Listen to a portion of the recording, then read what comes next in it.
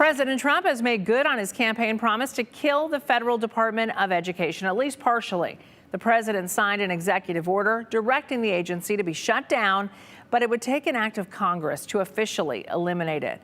At protests across the country, educators warning that poor and disabled students will suffer because of this. The White House, though, promising core services will stay in place. This comes as the White House ramps up its fight with federal judges who rule against what they're doing. NBC's Alice Barr has the latest from D.C. President Trump making it official, signing an executive order to begin eliminating the Federal Department of Education once and for all.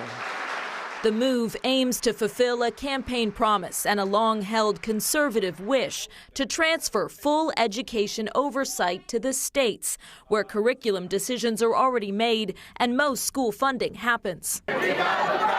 Protesters from Denver to Missouri, including teachers' union leaders, worry what will be lost at the federal level. What it does fund are free and reduced lunches and special ed programs. They're hurting kids. Abolishing the Education Department altogether would take an act of Congress. Democrats are opposed, and the White House and Education Secretary say core services like managing student loans and Pell Grants and supporting special education will continue. We are looking at what other things we can transfer that might not need congressional approval at this point. Some state education leaders welcome the efforts to cut red tape. Optimizing the funds for the students, the parents, and the teachers by allowing these processes to get closer to where they are being used. It all comes as the Justice Department is facing a new deadline today to fully answer questions about the deportation flights of alleged Venezuelan gang members.